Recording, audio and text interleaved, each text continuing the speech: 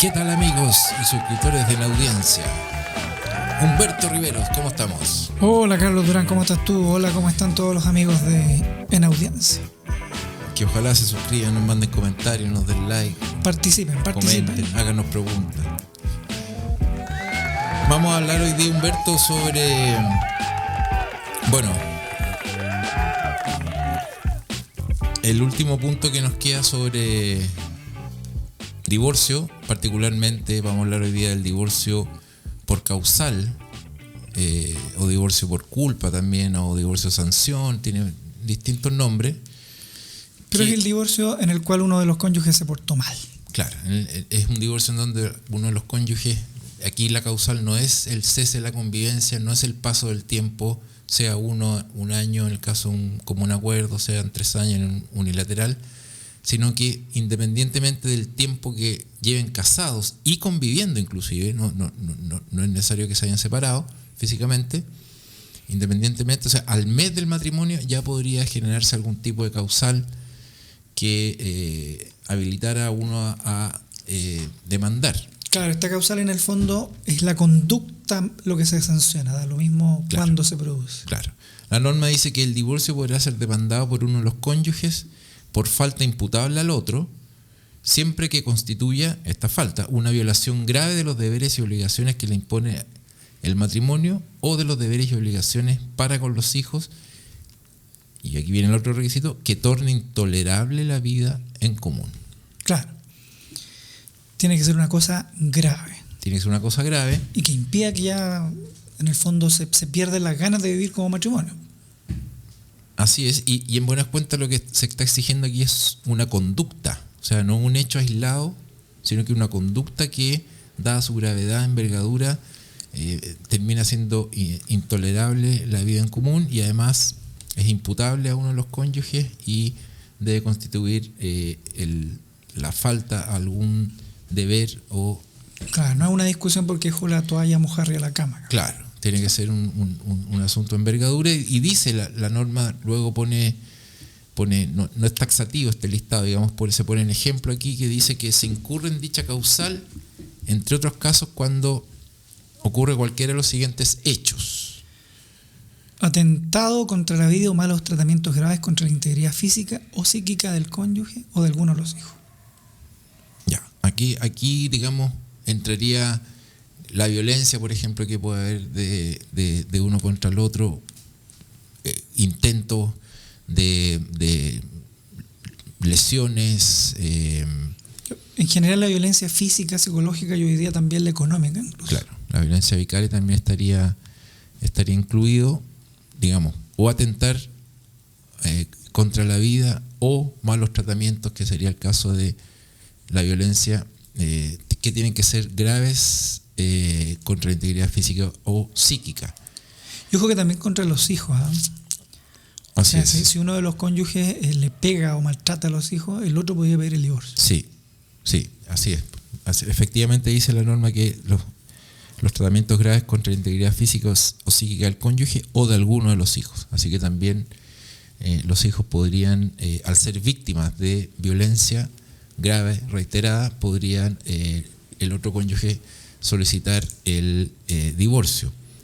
Luego dice transgresión grave y reiterada de los deberes de convivencia, socorro y fidelidad propios del matrimonio. El abandono continuo o reiterado del hogar común es una forma de transgresión grave de los deberes del matrimonio. Transgresión grave y reiterada. Claro, considerando que es parte de las obligaciones del matrimonio vivir juntos, cuidarse, ser fiel. Claro.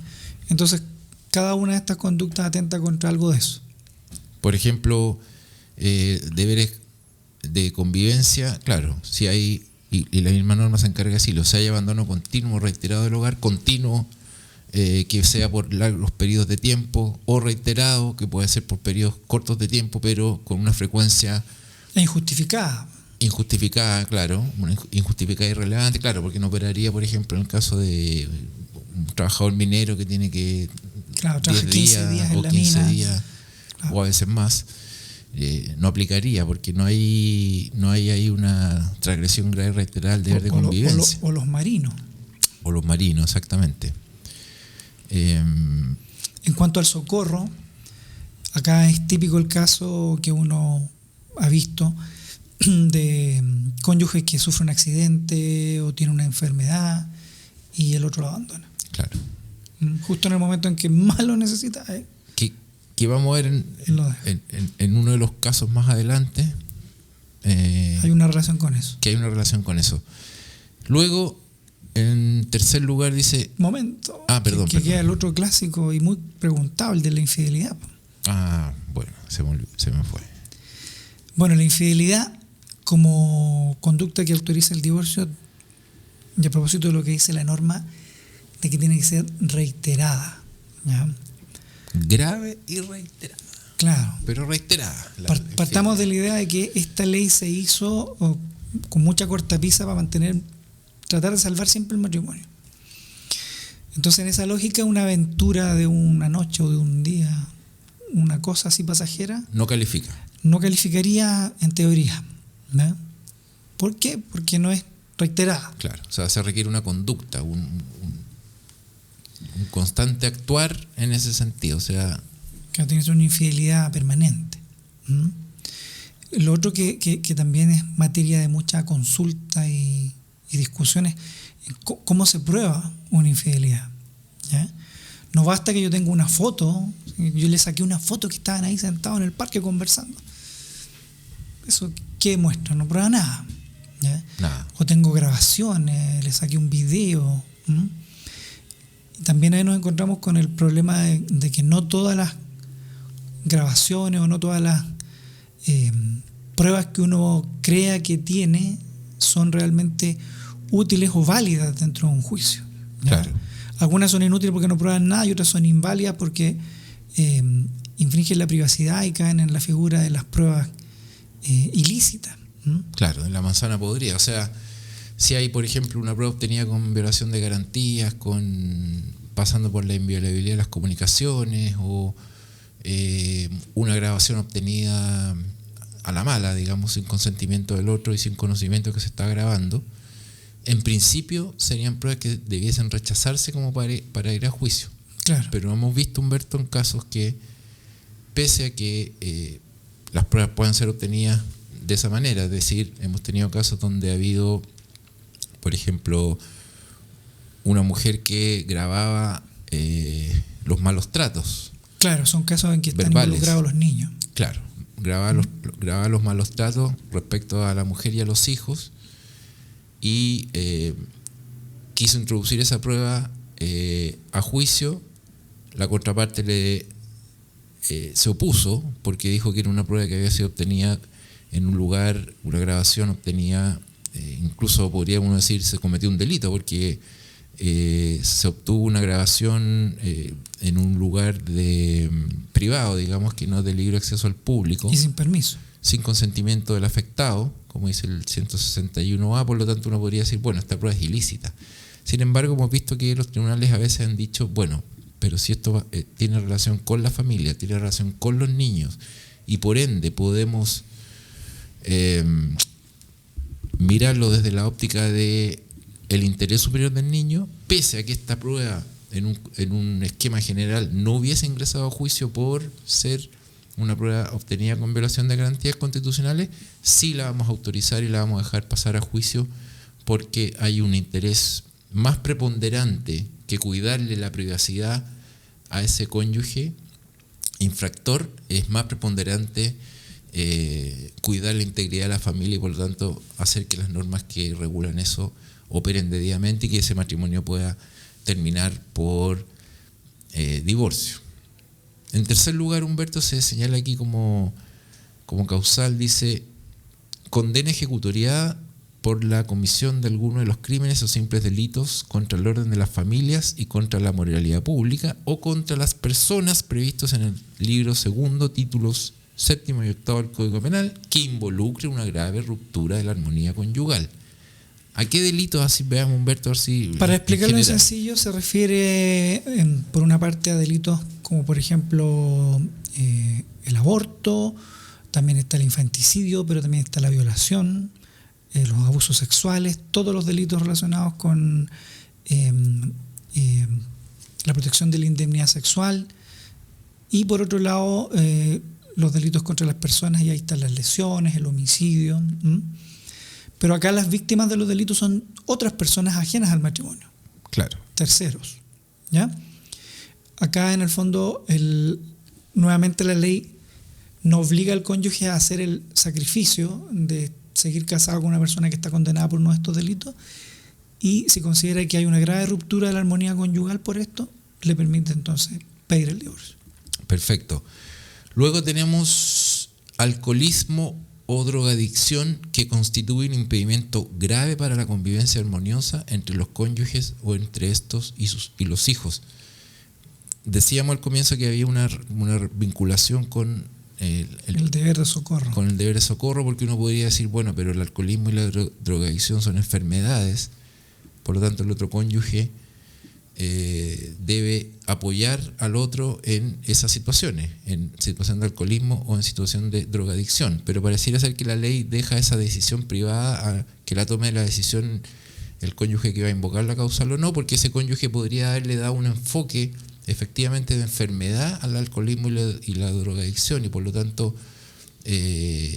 haber apoyado en el sentido de un tratamiento, de buscar una terapia, de buscar soluciones, en fin, en cuyo caso no va a poder invocar como causal de divorcio esto, pero en la medida que entienda que este alcoholismo o esta drogadicción, sin perjuicio de ser una enfermedad y poder estar consciente de que es una enfermedad, ya son de una envergadura tal que se han constituido en un impedimento grave para la convivencia armoniosa de la familia, y por lo tanto decide demandar el divorcio.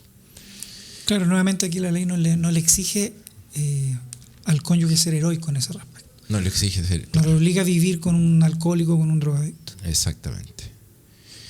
Y por último, entre comillas, porque como dijimos, estos son ejemplos, no es taxativo, tenemos la tentativa para prostituir al otro cónyuge o a los hijos. La tentativa, es decir, realizar actos tendientes a que el cónyuge o los hijos realicen como actividad lucrativa la prostitución. Claro. Acá si uno de los cónyuges realiza situaciones por las cuales ponga en el mercado sexual a su cónyuge o a sus hijos, sea presencialmente, sea él personalmente, por terceros, por medios digitales, en internet, si lo que en el fondo busca una retribución económica por medio del comercio sexual del cónyuge o de los hijos, eso da derecho a que el otro pida el divorcio por este motivo.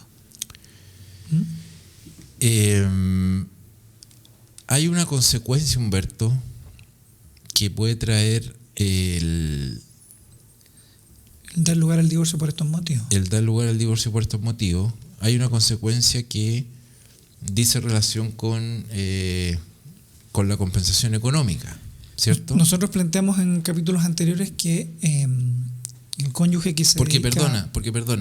Porque al decretarse el divorcio por esta causal, o por cese de convivencia, o de 3 años, o mutuo acuerdo de uno, los efectos del divorcio son los mismos, ¿cierto? O sea, la regla general y el más importante es que se termina el matrimonio. Se termina el matrimonio, dejan de ser herederos recíprocos, cesan los deberes propios del matrimonio, no se pueden cobrar pensiones de alimentos, en fin. Claro. Sin embargo... Pero como el divorcio es la oportunidad en que se discute el tema de la compensación económica, entonces aquí viene ese matiz, ¿ya? Como decía, el cónyuge que se ha dedicado a la casa o al cuidado de los hijos y no ha trabajado, lo voy a simplificar en esta oportunidad, podría pedir una compensación económica, ¿ya? Pero si ese cónyuge es el que dio motivo al divorcio, si ese cónyuge fue el infiel, o si ese cónyuge fue el que maltrataba al otro, o fue el que era alcohólico y dio motivo al divorcio, el juez puede rebajarle o incluso negarle la compensación económica, ¿ya? Por ejemplo, un cónyuge que quiso envenenar al otro, decirle, señora, señor, bueno, efectivamente usted podría tener derecho a la compensación económica, efectivamente usted se quedó en la casa, cuidó a la familia. Claro, cumple los requisitos. Cumple los requisitos, pero usted le metió veneno en la comida al otro cónyuge. ¿Ya? Así que por ese motivo no le voy a dar compensación económica. O usted lo maltrató. O usted lo maltrató, o se la voy a rebajar la compensación económica. ¿Ya? O usted le fue infiel. Bueno, cualquiera de los motivos en el fondo permitirían entonces que, dependiendo de la gravedad de cada caso, porque eso habría que analizarlo, entonces el cónyuge tiene esta amplitud para negar la compensación o rebajarla. Bien. Y por último, Humberto, comentemos así como en 2 palabras, casos prácticos. Siempre es útil. Hemos tenido nosotros en el último tiempo, en particular, uno vinculado, digamos, a un divorcio por causal. ¿Qué pasó? Sí, teníamos un caso en el cual una cónyuge había sido objeto de violencia durante buena parte del matrimonio. Estamos hablando de personas ya adultas, grandes. El marido tenía antecedentes de un caso años atrás en el cual estuvo ante la justicia penal, hubo una suspensión del procedimiento a su favor, o sea, es una persona que se había comprometido a portarse bien y sin embargo persistió en el maltrato psicológico, después llegó al maltrato físico. Esto nuevamente cayó en la justicia criminal y fue condenado esta vez por el maltrato, y eso evidentemente dio lugar a que se pudiera demandar el divorcio. La mujer demanda al marido por la causal de maltrato y el tribunal da por demostrada los motivos que fundamentan la causal de divorcio. Y él se opuso. Además quería seguir casado, pero los medios de prueba eran importantes, estaban estas causas penales incluso, y el tribunal también invocó como fundamento para dar el divorcio una obligación que tiene el Estado de dar protección a la mujer, en este caso, a través de la Convención Interamericana para prevenir, sancionar y erradicar la violencia contra la mujer, la llamada Convención de Belém do Pará. Y bajo esa lógica entonces el juzgado de familia dijo, sí, corresponde, porque se cumplen los requisitos legales, dar protección a la mujer y decretar el divorcio, y efectivamente con eso además se cumple con lo que plantea esta convención para prevenir la violencia contra la mujer. Claro, o sea, se cumplía con los requisitos de la legislación interna, en y este también, caso, artículo 54. Reforzados con lo que dice la convención, que lo plantea en términos más amplios. Que más le da un genéricos. deber al Estado, le entrega una tarea al Estado en cuanto a la protección. A la protección. Uh-huh. Y la erradicación. Y con eso estaríamos, yo creo, respecto de el divorcio por culpa, sí, y en general con todo el tema divorcio. Con todos los divorcios, y vamos a volver el siguiente episodio, que ya sería la segunda temporada, hasta que llega el primer ciclo de 12 capítulos. Vamos a volver el siguiente episodio con varias novedades también Hay leyes nuevas que tenemos que revisar y que son también relacionadas con este tema, como la ley justamente de violencia de género. También tenemos la ley Karim, tenemos la ley de teletrabajo. De adecuación, ¿sí?, de teletrabajo. Así que vamos a tener material para las próximas encuentros que tengamos en el podcast de En Audiencia. No olvide suscribirse, darle like, dejar su comentario. Y eso, WhatsApp, nos vemos pronto. Nos vemos pronto, muchas gracias. Saludos a todos.